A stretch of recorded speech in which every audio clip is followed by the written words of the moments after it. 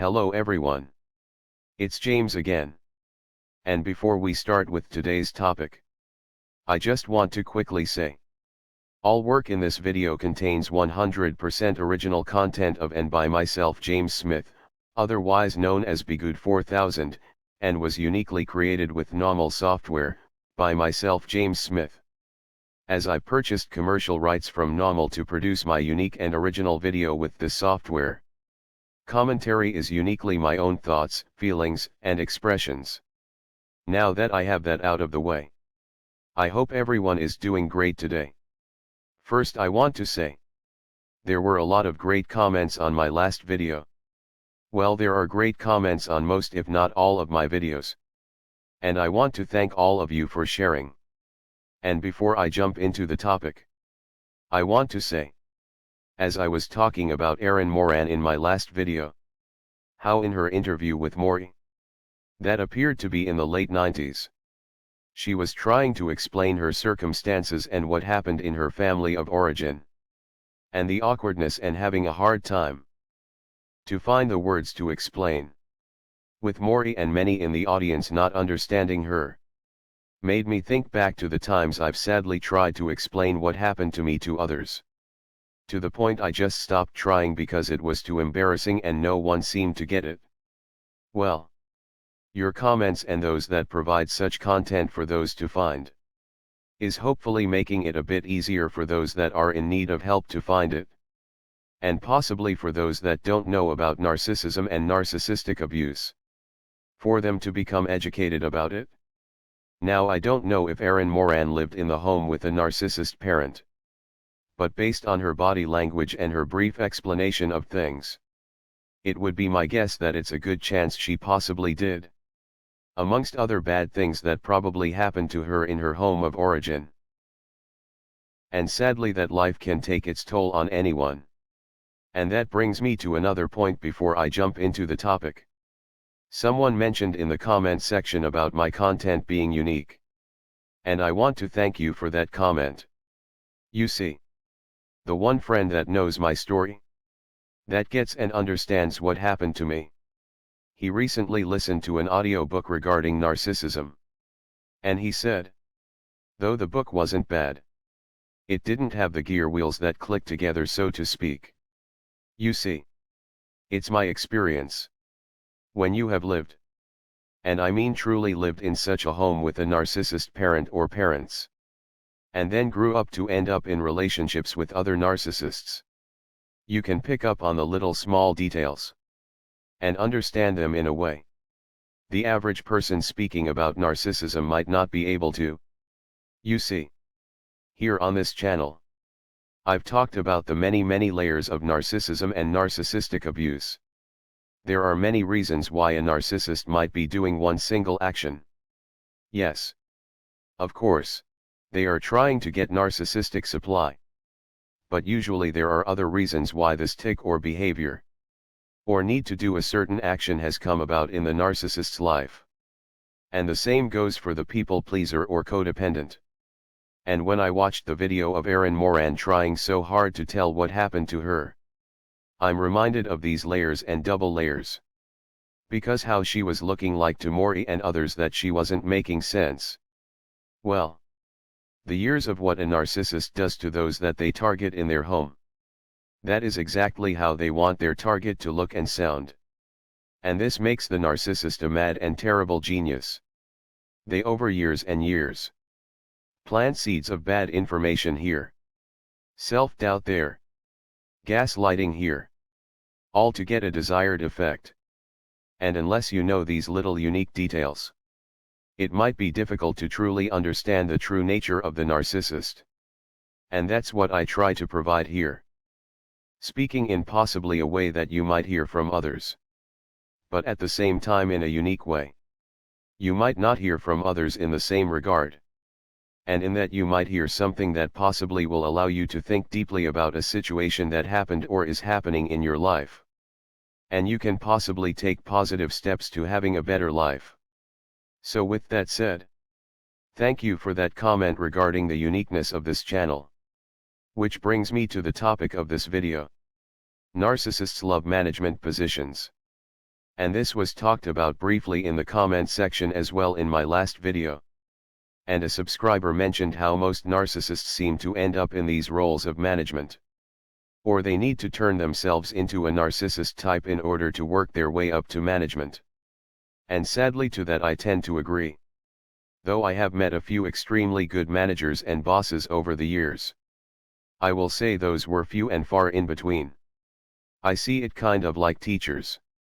Many of us had really terrible teachers growing up. But there was that one teacher that was kind and nice, and treated us fairly. However, in the middle of the year, they got married, or moved out of state and quit their teaching job.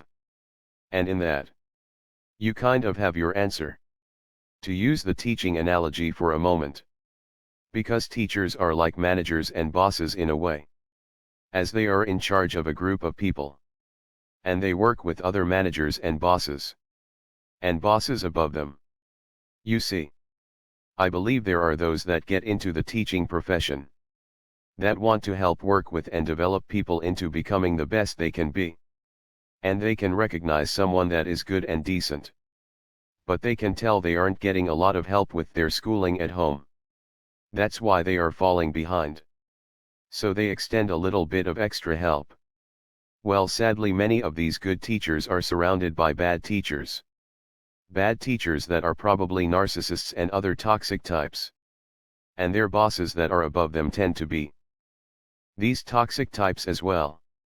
So that's why in my opinion many of these teachers would leave mid-year and transition into another job other than teaching. Or they would get married and move away from the area. Because here's the truth. For these types of teachers that love to teach and that love to develop others, getting married and even having a family, I bet you that if they were given more support from their management and their peers on their job, they would more than likely stick around as a teacher. But because of the level of narcissism, behind the scenes covert manipulation against them, the first chance they have to get out and are able to move to something else, they take it. Because they realize they are surrounded by bad people that are jealous, like I talked about before, that aren't going to change and that are only going to get worse. And guess what happens? You have a great many teachers that are good leaving the profession only after a couple of short years. And more toxic and disordered individuals are filling those roles. Now don't misunderstand me. I'm not saying all teachers are like that. I'm just saying the good ones most likely aren't getting the support they need. And are probably being mistreated covertly. So to save themselves, most leave their profession. And you know what? I can't blame them. Well, working a regular job and dealing with management is pretty much the same way. You see, narcissists love control. And they will do whatever they have to do to get that control. And you see, in today's workplace, most companies are not worried about doing things right. They are worried about doing things the cheapest. And cutting as many corners as possible to turn a profit.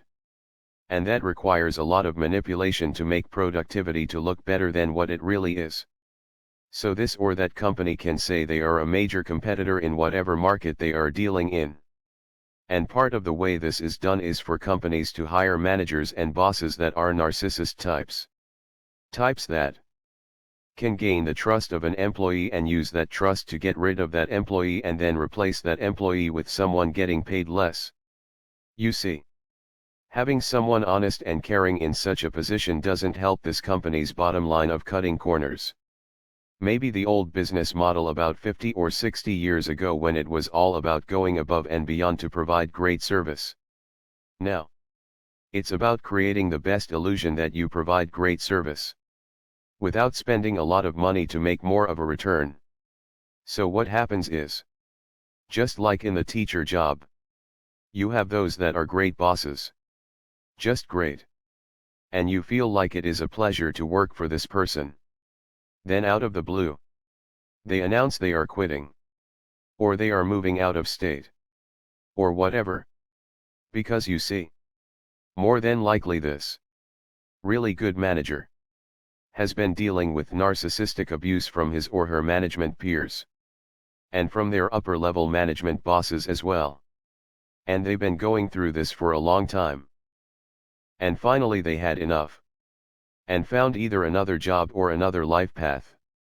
And just like my teaching analogy, you see less and less decent people being attracted to such roles and more toxic disordered types. Types that thrive on narcissistic supply by the way of covertly putting others in a state of panic and pain. Because they know that you need your job. And they, being your manager, gives them a sense of grandiosity and power over you and your very life. With that said, those that I see that work best in this type of situation are those that don't need to be in such a situation. Those without words you can clearly feel they are confident and have probably invested well. And are talented at their job. And this tells the narcissist without words that poor treatment to this person that is an asset to them as a narcissist boss might make them quit. So they, the narcissist boss, might fakely treat this person well. Because there is no narcissistic supply to gain and they need them to make them look good for this or that project. The bottom line is narcissists are indeed drawn to management roles. And those that aren't full-on narcissists, they might sell themselves out to the narcissist way of life. And thus in some instances becoming a narcissist themselves. Just to get such a role in such a company. Now what do I mean by becoming a narcissist? Though being a narcissist is something I believe that happens earlier in life. Some people, even when they are older, might give in to the temptation to do the wrong things. And as a result get addicted to the feeling of doing the wrong things. In this case causing the pain of others. And in that ignoring their own wrongs and refusing to do self-reflection on their actions towards others and how these actions affect others' lives. This is why I say, always look for good life options for yourself. Maybe it's a home business you can do while you work your job. Or keeping your resume sharp in case you need to leave the job you are in for your own mental sanity. Or possibly looking for a job with minimal supervision. Keep your eyes open. I know everyone has their beliefs. And mine is that the Most High is always watching and He knows what we need. And I believe if we are looking we will find. Possibly there is a new job posting for a position you are qualified for in the pay scale that you were looking for. Or maybe you have a talent or skill for a home-based business that is now taking off with a bit of your time and effort. Just remember, narcissist bosses like those that are vulnerable and helpless. Because they love to make you squirm and to constantly be worried you're going to lose your job. And you won't have a way to pay your bills. This thrills the narcissist boss to no end. And they also enjoy the fact they are such a good liar and manipulator. They can do all of this and not get into trouble. Sadly, most workplaces work on the idea of the best liar and manipulator will get ahead. Just as long as they don't get caught. And sadly, the more these types are rewarded for being a manipulator, the more of these toxic types are going to flock to these positions. The other thing another commenter mentioned is how some of these managers will ask you to confide in them with things that are going on in the office. In most cases of this, I've seen it be a trap. This is not to say what one should do in such a situation, as you have to make that choice for yourself. However, most of the time, I've seen where a boss said, "Please come to me and talk to me if you are having any problems." And a lower level boss goes and talks to this upper level manager regarding one of their peers. And before you know it, it's getting turned around on this person that went to speak about what is happening with their toxic peer. And before you know it, it's a big mess. Now again, this isn't to say you should or shouldn't do or say certain things. But for me, I just want to stay away from the drama altogether because I've rarely if ever seen such situations turn out well. But the bottom line to this all, expect in any company, that despite if all the bosses there are acting nice and friendly, you have to assume a good percentage of them are faking their nice behavior, and are probably narcissists.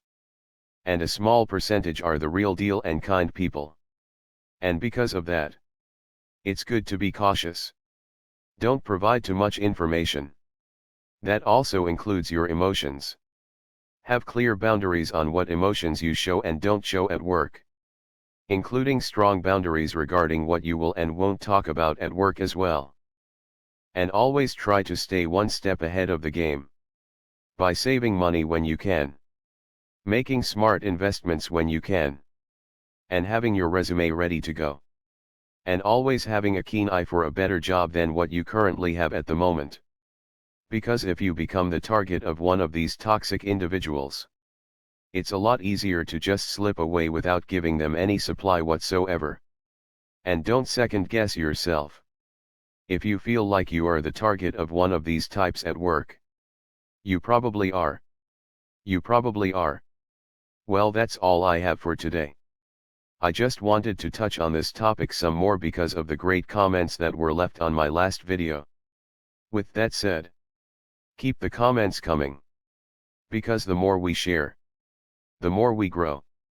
And don't forget to subscribe, comment, like and share. And if you would like to support even further, you can do so by the way of Patreon. And if you are already supporting by the way of Patreon, I humbly say thank you. With that said, I hope everyone's day is blessed. And until next time, bye for now. And be good to yourself.